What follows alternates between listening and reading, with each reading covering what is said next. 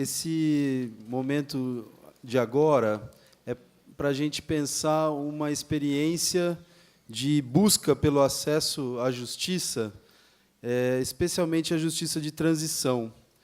E os povos indígenas, especialmente o povo Krenak, que vai ser tratado nesse documentário, ele tem reivindicado, né, desde da época da própria colonização e também do governo imperial no Brasil, um espaço, um reconhecimento, o direito de existir enquanto povo.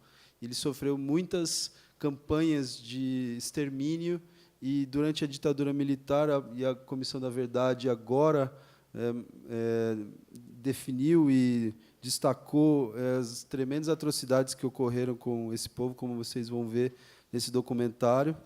Mas a ideia é que eles sentem que muitos dos direitos humanos que nós pregamos, tentamos aplicar no nosso cotidiano, a partir do direito, não valem para eles, em muitos sentidos, porque as peculiaridades deles como povo, enquanto povo, não são reconhecidas e os mecanismos jurídicos não são capazes de se adaptar e se adequar para gerar essa justiça também de transição em relação a esse povo. Então, esse documentário ele vem como mais um instrumento de luta deles para destacar essa insuficiência do direito atual e da justiça de transição atual e dos mecanismos que estão sendo implementados de conseguir incluir o povo indígena Krenak e outros povos indígenas dentro desse processo. Então, eles se sentem excluídos, eles falam que não existem direitos humanos para eles, nesse sentido, né, de ser incluído de forma plena. Então, anteontem, a gente teve a presença do Douglas Krenak, que vocês vão conhecer no vídeo também, e ele também trouxe as reflexões muito interessantes, a visão de mundo deles, e cada vez mostra para a gente como, né, os povos indígenas estão na frente das questões mais importantes do país, como a sustentabilidade, como os grandes empreendimentos, a justiça social, as questões ambientais e sociais, então, que também a gente tratou aqui. Então, espero que vocês gostem. Na semana que vem o vídeo também vai estar disponível online, a gente vai fazer um lançamento online, e depois, se quiserem conversar, a gente está à disposição, tá bom? Muito obrigado pela oportunidade, por vocês ficarem aqui. Vamos lá.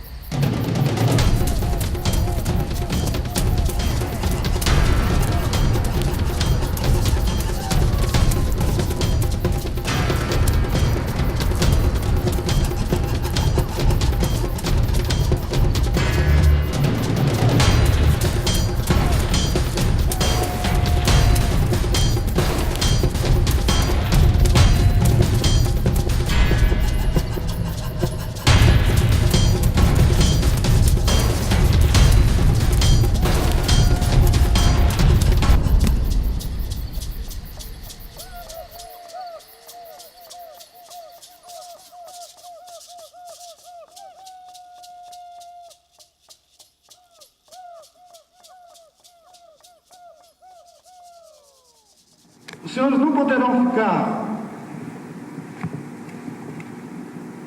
omissos, os senhores não terão como ficar alheios a mais essa agressão movida pelo poder econômico, pela ganância,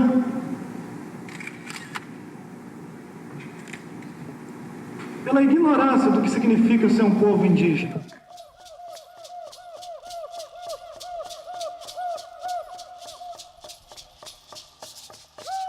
O parente andava pelas matas, fazendo sua cultura, sobre sua alimento de artesanato, caratinga e caça e pesca. Então, Nossos parentes, antigamente, primeiro, eles não usavam roupa, nem coberta. A coberta deles era tchombeque, né? E tchombeque, o que nós falamos? É fogo. Fogo. Então, os índios desceu tudo para baixo, para a beira do rio, é moda da massacre. Logo quando apareceu os portugueses.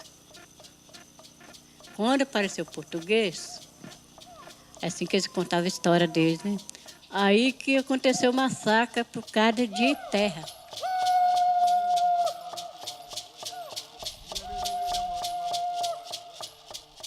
Então essa questão militar com o nosso povo é antiga. É desde o governo de Dom João VI, com a declaração da Guerra Justa em 1808. Né? Então a questão nossa com o militarismo é antiga. E tinham livros, teses de algumas pessoas que falavam que foi por volta de 1910 que o SPI veio para contactar o nosso povo para poder liberar o acesso da estrada de ferro Vitória-Minas. Né? E isso foram por muitos anos, houve esse embate. Né? E aí o SPI fez várias manobras. Né? Essa questão de colocar o índio em aldeia, isso aí foi uma manobra militar, né? Antiga isso aí. Então hoje a aldeia é vista para muitas pessoas como um lugar onde os índios ficam, né? Mas a aldeia, na verdade, é uma represália criada pelo não indígena para nós. Porque para índio não tem cerca. Mas hoje existe até por causa de uma questão histórica. Porque o nosso povo era dividido em subgrupos, né? Então eram vários grupos na margem do Rio Doce. Então para atrair esse pessoal para um local só era muito complicado. Então tinha que ter alguém falando a língua fluente e ter alguém de confiança do governo para poder fazer com que esse povo viesse para um lugar só, para poder liberar o acesso da estrada de ferro. Mas o que dificultava para o governo é que o nosso povo, apesar de falar uma mesma língua, o nosso povo tinha costumes diferentes. Tinha índio que gostava de ficar na margem do rio, tinha índio que gostava de ficar mais retirado um pouquinho para caçar, comer caratinga, que é uma batata que hoje já não tem mais. E isso foi difícil para o pessoal do SPI. Então, como as coisas foram se tornando difíceis e a estrada tinha que ser construída, as questões começaram a ser mais baseadas na força e na questão do extermínio mesmo, do massacre, porque o povo resistia. Os índios Krenak foram levados do posto indígena Guido Marliere, na região de Resplendor, onde hoje fica a terra indígena Krenak, para o antigo posto indígena Mariano de Oliveira, que corresponde hoje a aproximadamente a terra indígena Machacali. O chefe veio de lá para participar, porque ele morava no Machacali. Aí ele veio ver nós, veio um monte de gente lá e falou, que gente é aquilo? Aí ele foi lá ver o que era, qual é pessoal que era aquilo. Aí ele foi olhar, era nós do Krenak, porque ele era chefe, mas ele andava aqui. Ele andava aqui no pessoal, junto. Aí ele falou, pessoal do Krenak, vocês que veio aqui, quem botou vocês aqui? Eu falei, Aí eu era pequeno. Aí ele falou, é a polícia que botou nós aqui. Tirou nós de lá para colocar aqui. Aí depois meu pai falou assim, nós não vamos ficar aqui no meio dos outros, povo indígena não, que nós tem nossa terra. Por que nós estamos na terra dos outros? E um bocado de parente que foi para lá, foram amarrados, foi a força. Não que eu escolhi, já foi a força.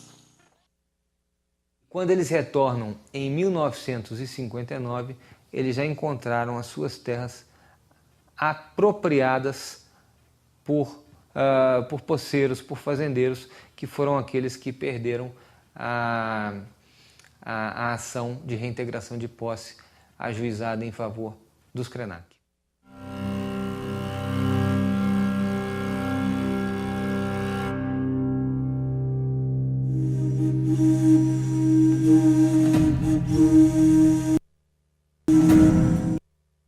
Em 1969 é criada também a Guarda Rural Indígena, pela portaria 231 da presidência da FUNAI.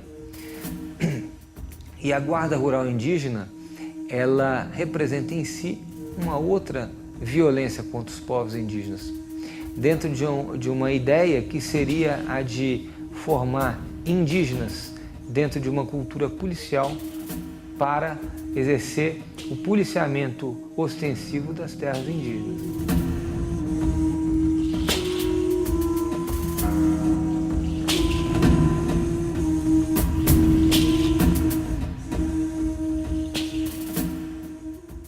A Guarda Rural Indígena ela foi criada porque essa questão do esquema militar eu acho que não estava dando muito certo. Então o pessoal tentou fazer uma guarda rural indígena, porque aí era índio reprimindo índio, né? Então o índio cometendo o ato de tortura com outro índio está tranquilo. Uma guarda militar como a outra, porque eles reprimiam do mesmo jeito. Era soldado, era militar.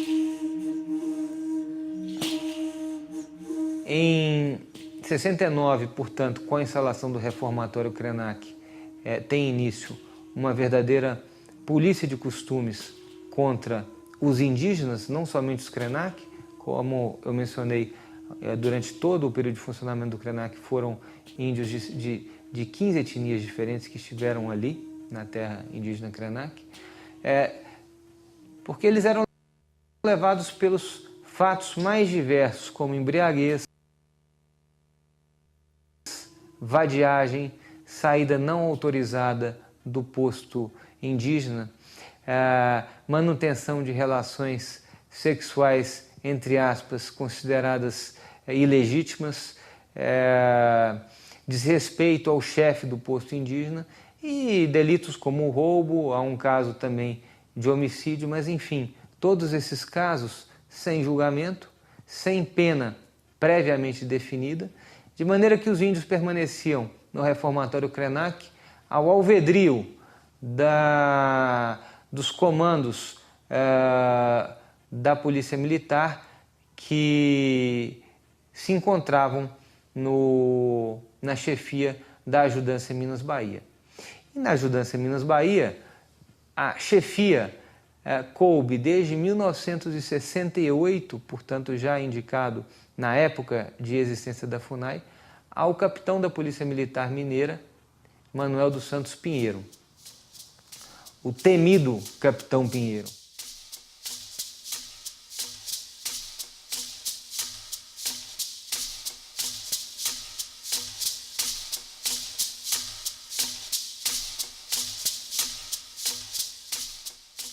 Em 1972, os índios que se encontravam na terra indígena Krenak, antigo posto indígena Guido Marliere, foram levados para a Fazenda Guarani, no município de Carmese, em Minas Gerais. Ou seja, mais uma vez, o processo de desterritorialização, que é um lugar comum na história dos povos indígenas do país. Há diversas violações, nós encontramos em vários casos, isso já existe o relatório da Comissão da Verdade, até na própria atuação do nosso grupo de trabalho, desde práticas de torturas e um presídio para indígenas, como no caso dos Krenak, até situações de remoções forçadas, por conta de abertura de estradas, como no Zoai Atuari, lá no Amazonas, e situações em que os indígenas foram forçados a sair das suas terras ou determinados empreendimentos foram garantidos mediante declarações, às vezes, do órgão estatal, da autarquia FUNAI, que não havia indígenas na área, né? Como se, e áreas em que efetivamente eles estavam. Então são várias questões que podem ser tratadas e que geraram violações que são sentidas até hoje. Aí na época da Fazenda Guarani, aí nós passamos 7 anos lá. Depois de 7 anos, apareceu um antropólogo lá e me falou assim, ó, vocês foram enganados. Vocês ganharam a terra do Krenak e eles enganaram vocês e trouxeram vocês para cá. Aí nós resolvemos voltar para cá. Aí foi na época que eles me colocaram com cacique, porque não tinha ninguém que tinha coragem de vir para cá com cacique, aí eu entrei com cacique. Eles fizeram isso para amedrontar os índios, para tomar a terra, sabe? É isso que eles fizeram. Pode falar que teve sim esse abuso, né? Agora não tem como eu entrar em detalhe, até porque eu acho assim muito constrangedor e já há um problema muito psicológico aqui na aldeia com relação a isso, porque o povo a todo momento na roda de conversa isso é falado aqui, né? Mas eu posso afirmar para o senhor que isso aí aconteceu e não foi uma vez ou duas, não, foram várias vezes, né? Mas é uma coisa que marca, né? Às vezes vai ter parente nosso aí que não vai conseguir falar e não vai nem tocar no assunto. Se tocar, é perigoso ele falar, não teve ditadura, não teve nada. Eu não gosto que fale isso, porque age de suprimento. Pra gente lembrar o que a gente passou, eu não gosto de contar. Saiu da aula e foi da aula do recreio, não queria entrar no recreio. Aí a polícia foi lá, buscou eles lá em cima tomando banho. Aí ele trouxe barrada a cavalo. Arrastando. Tá vendo? Aqui nós sofremos aqui, esse pedacinho de terra aqui, ó. Sofremos foi demais aqui, ó. Foi. Leva a caceta aí. Bota aí.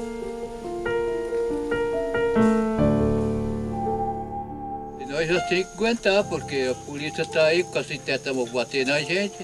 Aqui eu tenho meus dedos tudo leijado aí. Isso aí foi por conta de cacetete. Coisa de cacetete.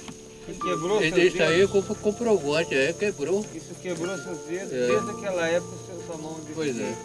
E a gente tá aí. Aguentando até hoje, esse sofrimento até hoje. Graças a Deus, estou com 104 anos. Você pode mostrar a mão para a câmera?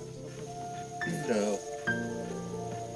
Então a gente tá aí. Mostra assim também. Isso.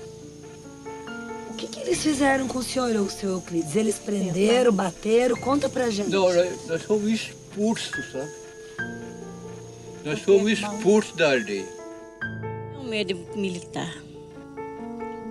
Gosto nem de ver polícia. Eu vou na cidade, que eu tenho que ir, né? Mas eu vejo assim, paro nos carros. Meu Deus, eu não gosto de ver, não. Eu lembro que o bicho chama do cão. Nanjão Jack. Você fala que é irmão do Nanjão, né? Nanjão é bicho. Aí eu tenho medo até hoje, só das torturas que eles fizeram com nossos parentes.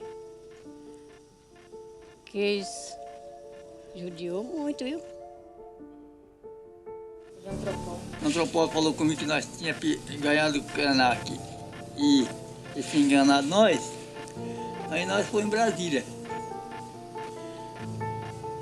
Aí quando chegou lá, nós fomos conversar com o presidente da FUNAI. Primeiro tinha que conversar com a secretária, conversar com não sei quem, e aí falou assim, ó, chega lá perto do presidente, vocês não falam que é Krenak não, vocês falam que é Maquiacarice, que Krenak acabou. Krenak não existe mais.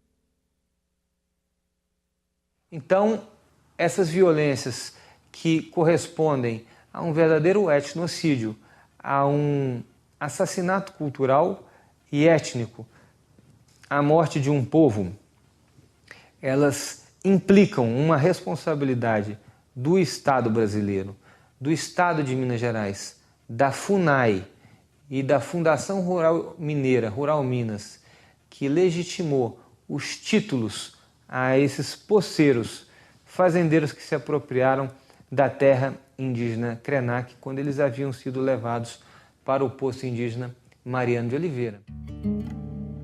Mas não podia falar idioma, mas meu tio falava só calava. Em vez de sair logo, aumentava mais mesmo. Não podia conversar, não sabe o que está falando.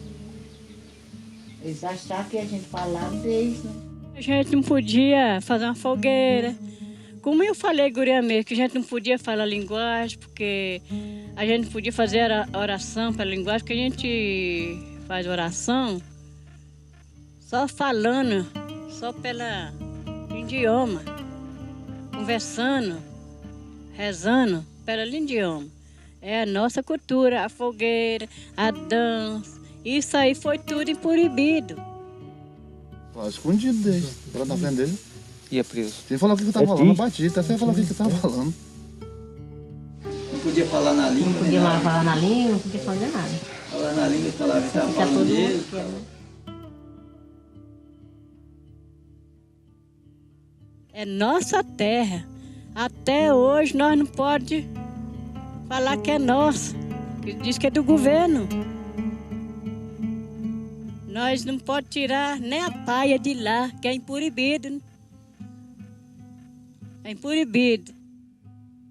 Uma das coisas que a gente sofre muito é porque esse período, a ditadura militar, ela trouxe sofrimento para nós que é difícil demais da conta. Que hoje em dia a gente não consegue ter os nossos rituais de passagem de ritual fúnebre. E não só para nós, mas eu acho que para a humanidade é um dos rituais mais antigos do mundo, né? Eu acho que não é só nós, povo indígena, não. Todos os não indígenas também que sofreram por isso, que eu acho que não tiveram condições. Eu acho que passa, talvez, por um problema não iguais aos nossos, mas semelhante. E o nosso povo tem esse tipo de problema, principalmente na nossa família aqui, que é uma nossa família que ela preserva muito essa questão cultural. Anjuk é mão né, rua, anjuk é nem né, anjuk bode quem, naku anjuk é quem, pek hikukran, anjuk nak pip né, nak dat pé né. Tem hora que a gente fica entusiasmado por causa dos parentes que foi judiado, por causa dos povos que foi preso. Enfim, o que nós vamos fazer? Nós não podemos fazer nada.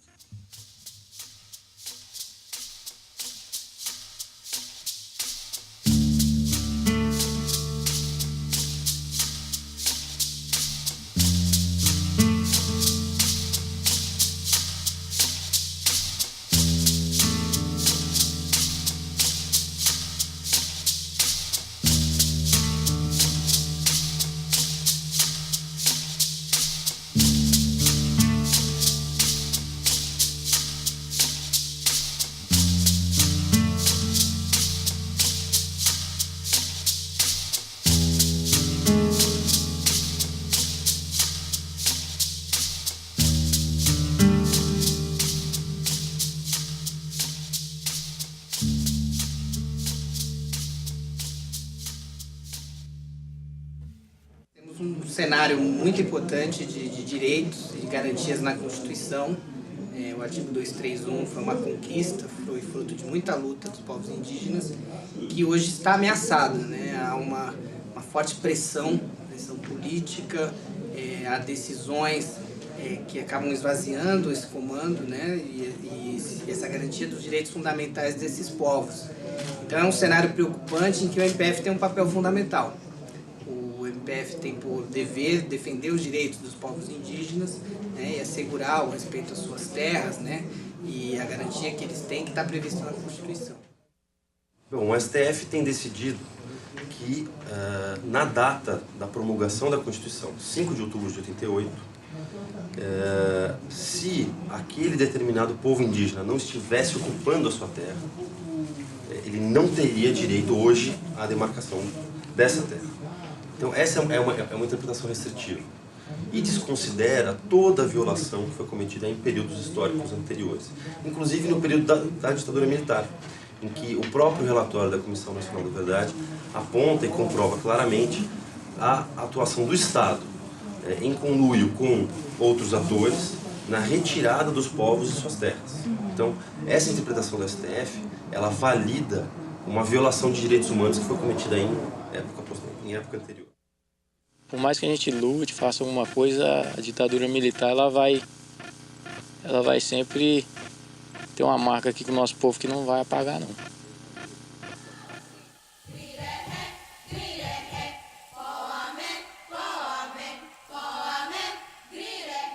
A história do povo Krenak é uma história de enorme resistência, de grande resiliência e que mostra um recorte das graves violações a direitos humanos praticadas no Brasil contra os povos indígenas.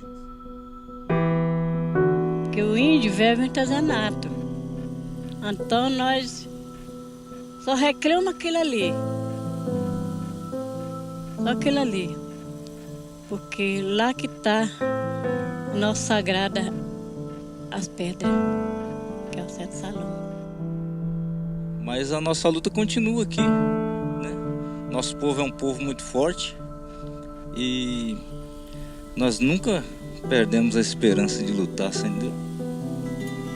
Tranquilo, porque mesmo com sofrimento, eles não deixavam de acreditar, né? Eles não deixavam mais de falar assim, esse período foi maravilha. Não, era tudo forçado, era tudo escondido. Mas eles nunca deixaram de acreditar. Eles cantavam, eles faziam as festas, escondido, mas fazia. Agora eles, novos, têm que aproveitar de nós. Somos velhos. Se nós morremos, todo mundo. Aí fica tudo igual a branco, não sabe nada. Infelizmente é uma situação muito ruim para nós. E a gente espera também que, a partir de um trabalho como esse, a gente possa mudar um pouco essa história aí, esse momento aí que está acontecendo aí no país. Quero agradecer a visita de vocês, junto com a gente, palestrando com a gente. É uma alegria, um pensamento só.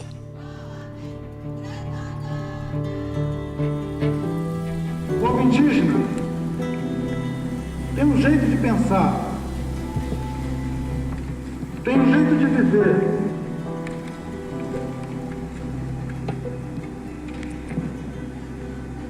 Tem condições fundamentais para a sua existência, para a manifestação da sua tradição, da sua vida, da sua cultura, que não colocam em risco e nunca colocaram a existência sequer dos animais que vivem ao redor das áreas indígenas, quanto mais de outros seres humanos.